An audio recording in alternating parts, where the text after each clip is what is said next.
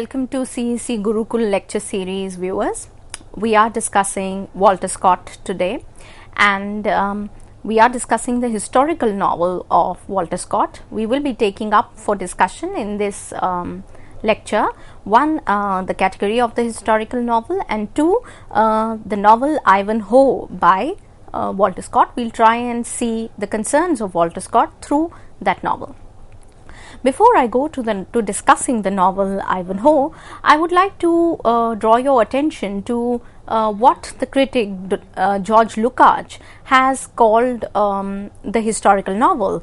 George Lukács, in his novel, the historical novel, has distinctly talked about Walter Scott's idea of the historical novel, and see what he says, and I quote, "The conception of English history in the novels of Scott thus gives a perspective, though not explicit, of future developments in its author's sense." Now, the quote continues, but I will stop here for a bit to tell you that what George Lukács seems to be saying here is that English history in the novels of Scott gives receive a perspective where the writer is concerned with future developments, right? Writer is concerned with the future, and in looking to the past, right? In looking to the past, one is actually looking towards one's future, looking ahead,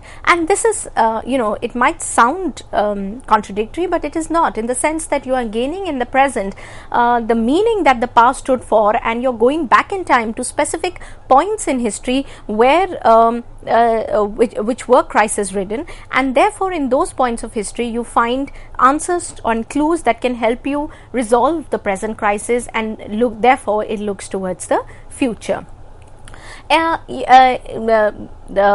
George Lukács goes on to say then that Scott ranks among those honest Tories in the England of his time who exonerate nothing in the development of capitalism, who not only see dearly but also deeply sympathize with the unending misery of the people which the collapse of old England brings in its wake. Now, when he is discussing, he's otherwise a conservative, being a Tory. Scott is a conservative, but he's able to sympathize with the misery of the people at the hands of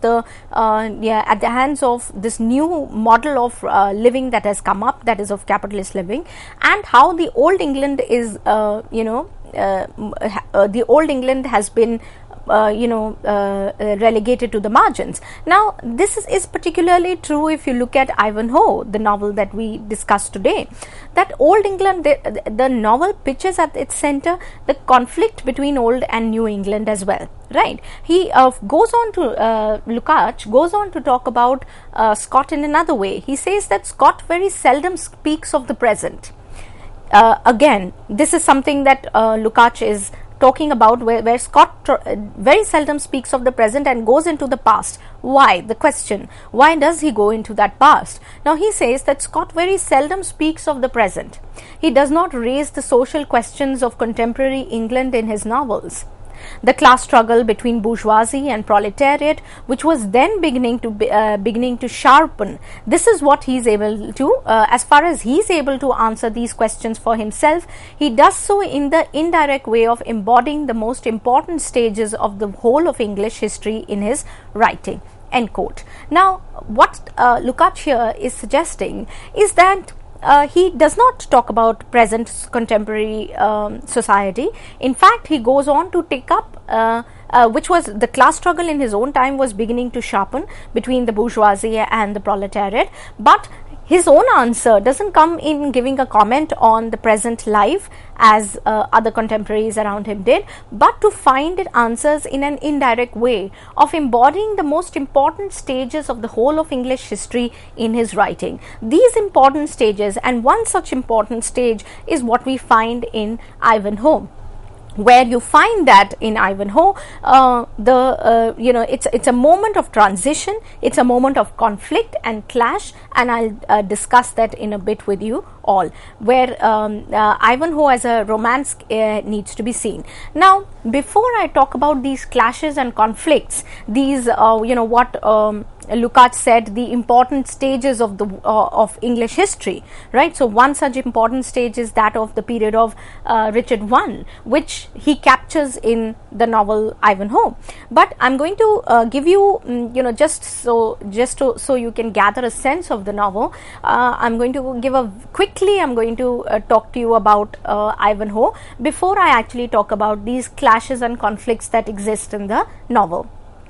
Now, the novel is actually set in the 12th century in England during the reign of Richard I, as I told you, and projects the adventures of kings and knights. What we become very early on in the novel that there is a kind of a bitter fight between the Normans and the Saxons, and the narrator spends some time in the beginning to tell us about how this bitterness and this rivalry has come about, and leaving us at a juncture where the Saxons have been vanquished and the Normans have emerged as victors. And the novel then talks about this one family, one or two, or a few families of the Saxons who have been left to fight the Norman order, that is, and how they put up a fight even when they are in minority. There are probably just one, we meet Cedric, who's an upholder of Saxon values, but then Athelstane, who is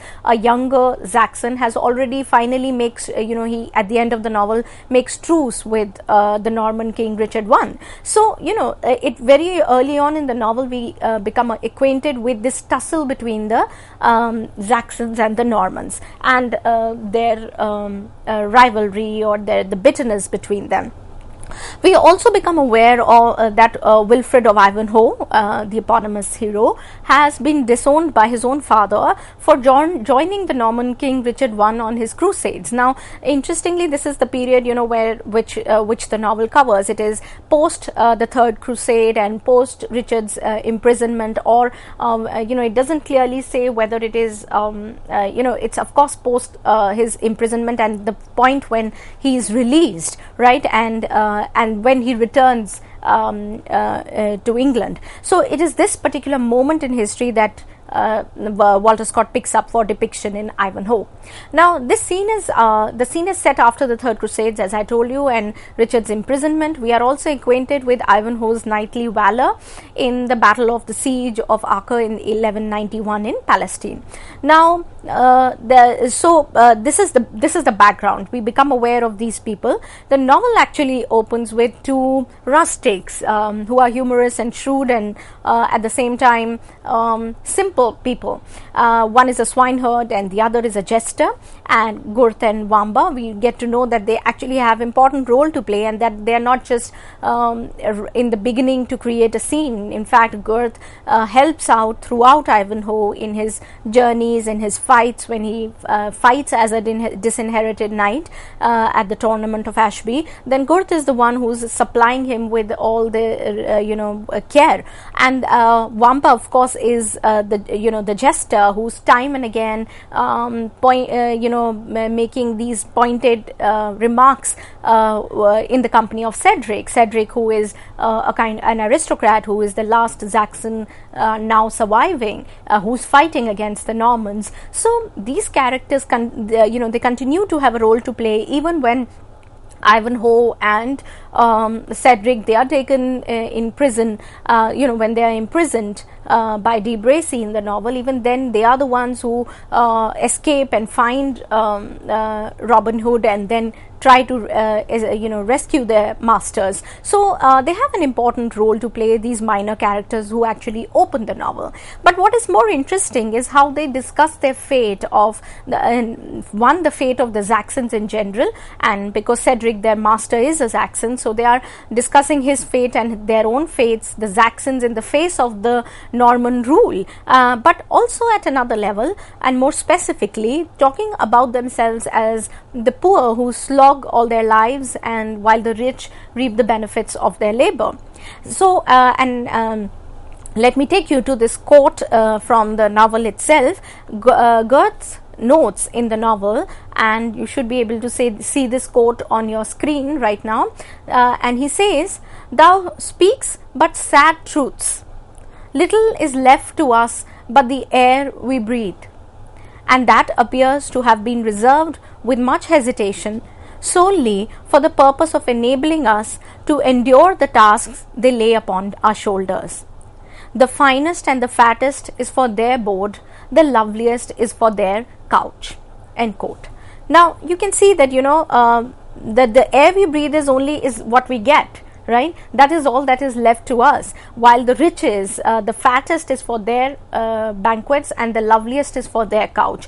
Now this in a way puts the whole point in perspective as to Scott's sympathies with this lower rung in society, this lower section that that is of course behaving as servants of the house, but then as people who are thinking beings and are not just and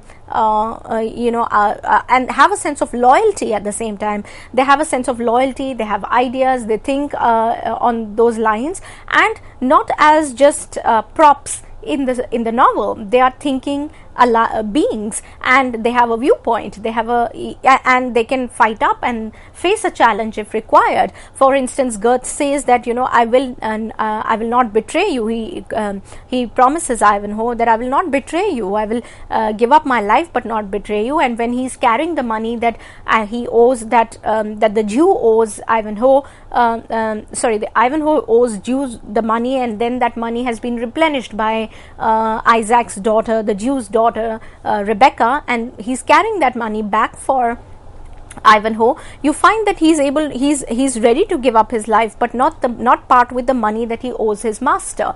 So there is a very strong sense of loyalty attached. Of course, we can see that loyalty coming from the feudal value system that the Saxons hold dear. Of course, and therefore all the other kinds of value systems come in. The Saxon value system, the old feudal value system, as against the change that is taking place in terms of Norman nobility and Norman the Norman subjects who are not who don't hold loyalty as a precious value in that sense, and they are more ambitious, and they would they wouldn't bother changing sides if it suited them. So but that is not the case with the Saxons, and not so particularly in the case of these Saxon servants. So in that sense there is a sense of loyalty attached, a loyalty, integrity and pride that gets attached to this particular group in society, that is the Saxon group. Now, and these servants, they are ready to face even the priors, the abbots and the Templars who are at the top of the rank. They mislead this group and they don't want them to reach to their master. So there is a sense of protecting one's culture, one's identity, but also the master. So all these get connected right in the beginning. We see a different kind of group, which is the Saxon group.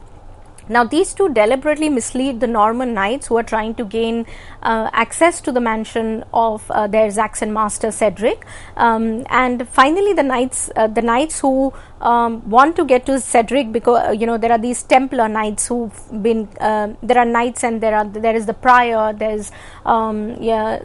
are other mercenaries, and along with they have this entire band that is traveling. So you notice that these knights want to visit Cedric because apparently the abbot has promised that the Cedric's ward Rowena is a beauty that they must see. So all of them are want to stay the night and make acquaintance with Cedric, who otherwise is a rude Saxon they would not bother to deal with. But then these guides, these knights who want to reach at Cedric's place, and that's how the novel takes shape. These knights are guided by a pilgrim who calls himself Palmer and is making his way to Cedric's mansion himself, and he guides them. We of course realize later on that this Palmer pilgrim that we meet at Cedric's is none other than the eponymous hero of the novel, who's disguised as a Christian pilgrim.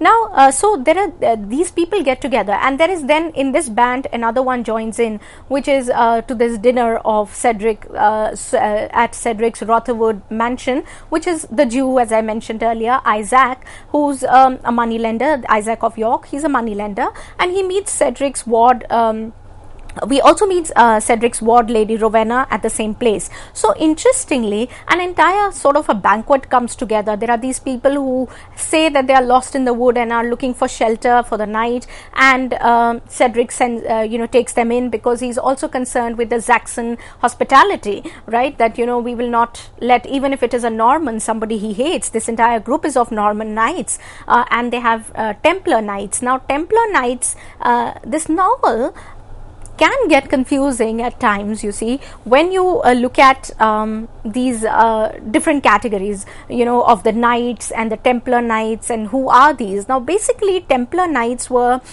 those who came up only in the 12th century as a group of knights who were chivalrous, and they were probably the best among all of them, these Templar knights, who went on to fight at crusades. The crusades in itself is something that defines this period, the 12th century England, where you find that Richard I is out on crusades, and wants to win the Holy Land from Saladin. Now, he's going back, he's going to this Holy Land, of course, means for them the area around present day Israel, Palestine, Lebanon, Syria, that area, right, that belt. Now, it is that area that they want to reclaim for Christianity, for Christians. Now, of course, we know that Muslims also believe that it to be the hub of their religion, and therefore the fights that continue to grow between in the name of Christianity. And so these crusades, that the first crusade, the second crusade, and the third crusade is the one that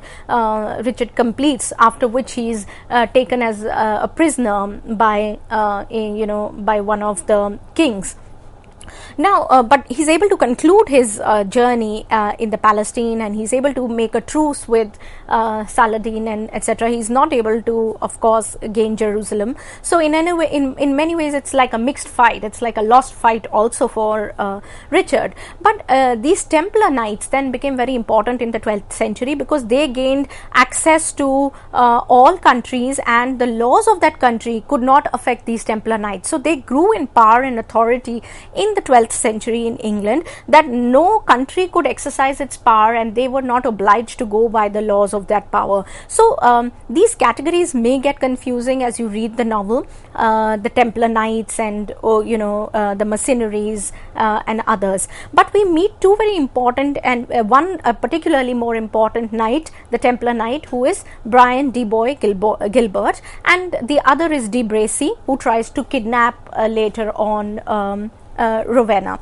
Now, the scene of the tournament is set. So, the much of the first 200 pages of the novel is really set around the scenes of the tournament at Ashby Castle, and this tournament is basically of jousting. And here Ivanhoe comes and he doesn't reveal his identity, and he comes out as the disinherited knight, and he defeats the Templar. Imagine that Templar knight who's supposed to be the best in the Crusades. He defeats Brian de Bois Gilbert in jousting and becomes the champion of the day, this young boy who's Ivanhoe. And on the second day of the trip, his identity gets revealed, and it gets known to everyone around them that that he has returned from the crusades of Richard I. Now this creates a lot of tussle, and this creates a lot of panic in Prince John, who has taken the place of King Richard very happily. Now Richard throughout is known as, of course in history also, he's known as the lion-hearted.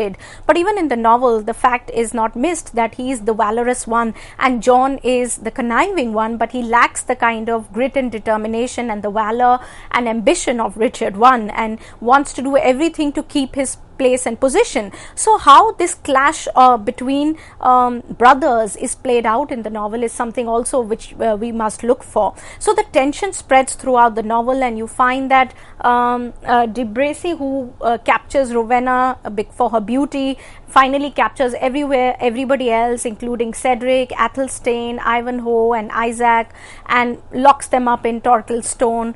Finally, they are rescued by Robin Hood and the Black Knight, who comes and rescues Ivanhoe also. Finally, we get to know the Black Knight, was in fact Richard I the king. So you see all these developments, of Robin Hood coming in, rescuing the king. We also get to know how Prince John and his ministers work on a conspiracy to attack the king. Again, he overcomes them, and finally, the angle of the Jews. Rebecca is taken away by Brian D. Boy Gilbert, who is a Templar. So he taking the daughter of a Jewess, is seen as an act of Rebecca's witchcraft. So how the Jews were humiliated and insulted and at the same time accused of these activities is something that this novel constantly keeps bringing to our notice, much like Shakespeare in that sense, who would also constantly bring out the question of the Jews. In which way you take it is again a very different topic of discussion. But then Rebecca's trial takes place, and Ivanhoe again comes out as this valorous knight who defends her even when he is a Christian, but he thinks life as important, and unjust violence against the Jews is something that he stands up against. So in many ways, Ivanhoe is the knight chivalrous, and it's a romance based on his his kind of not ambition, but his valor and integrity and his loyalty for Richard I. Now, very briefly, in about 5 minutes, I'm going to talk about the conflicts and the clashes that you should be looking out in this novels. Now, there are several narratives that reveal the predominant conflicts and debates of the time, the foremost among them being the tension between the Normans and the Saxons, as I told you. Now, Cedric himself says in the novel that, and I quote, that our bards are no more, our deeds are lost in those of another race, our language, our very name is hastening to decay, and none mourns it save one solitary man. Of course, he's referring to his own self. And the Normans, on their end, consider the Saxons rustic, and they for them the Saxons are a subject of scorn and laughter. So there is this kind of prejudice that runs deep between these two groups. And Cedric has disowned Ivanhoe precisely because he's gone on and joined Richard I's crusades, that is the Norman king, and left his Saxon duties to uphold the pure blood and the lineage of his own people. So he is somebody who holds on to his past, but then is not able to move out of that particular thing. This tussle also is played out at the level of language. Now, French was the language of honor, chivalry and justice, and Anglo-Saxon was a language which was used by the rustics and the hinds, is what Walter Scott tells us. And finally, how in interaction between the Norman, between the Saxons, the rustics and the highbred, in their interaction, a new dialect evolved in England, and that gave rise to what Walter Scott says is the structure of our present day English language, and the speech of the victors and the vanquished then so happily blended together that it gave rise to English. So English as something which has come out of the union of the Normans and the Saxons is something that is at the center of this novel. Another tussle, as I have mentioned you, occurs at the level of King Richard and Prince John. Their right to, and the question of primogeniture comes up, who should gain the power, and this kind of rivalry that occurs between the two. Of course, Richard forgives Prince John at the end, we all know that. And then the rivalry that occurs between Richard I and Philip II of France, where again Richard goes back and fights, and we know that after he comes back to England, he again leaves to fight his French rival. Another tussle in the novel, of course, and a very big one, is between the Jews and the Christians. Now, the Christians, you notice, they can't do without the Jews, because the Jews have all the money and they need to take money from, and they lend, they're money lenders and they have a lot of money, so they can't do without them. But they must take their money, but also insult them and torture them. They cannot have them they cannot have a meal on the same table with them. Isaac is looked down upon in the house of Cedric, as we know that. So there is that tussle which you should be looking at. Then, of course, there is the tussle between the old and the new generation, tradition and progress, which gets represented in Cedric and his son Ivanhoe respectively. And speaking of this old and new kind of a logic, the outside the text, between Scotland and England, this particular logic also prevails, in the sense that outside the text there is also this tussle between Scotland and England. This before I go to this Scotland-England logic, there is a I want you to come back to the Scottish identity of Walter Scott himself. Now you see, Walter Scott realized that that England stood for modernization and progress, and in many ways the Normans in Ivanhoe represent the English colonizer who are the victors, and the vanquished Saxon like Cedric, they are the people, they are the Scot people themselves who have a pride of lineage, they have their old customs and tradition, but they are left helpless in the present situation. So you find that, and the marriage of Ivanhoe and Rowena and Cedric, forgiving Ivanhoe at the end, is in many ways a kind of a harmony imposed in the text, wherein you find that Walter Scott is suggesting that the harmony actually comes through union of diverse elements in history, that when diverse elements and when prejudices shed, so you find that this marriage between Ivanhoe and Rowena is also seen to as a symbol of this union and a kind of a peacemaking venture, right, of the new world, where the sense of bitterness and remorse that Cedric carried has to be shed to lead England on the way forward. And post that, he tells us, the narrator in fact tells us in the novel, that after this brief moment of tussle you find in the 12th century, people actually forgot that Normans and Saxons were two different races and that they were any different. They became one as English, and therefore they forged that English identity in England in the 12th century. So this conflict actually between diverse races and then they becoming one is something that Walter Scott was also dealing at home, and thought perhaps that this could be the resolution, but he wasn't sure.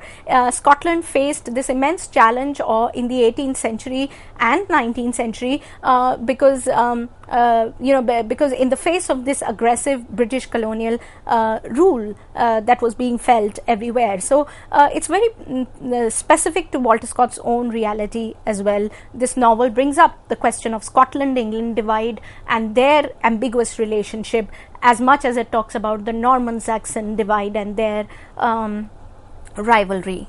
So viewers, this is all we can fit in this lecture, but I hope you've been able to get a brief overview of Walter Scott's historical novel, and an example of which we have discussed today, an example of it being Ivanhoe.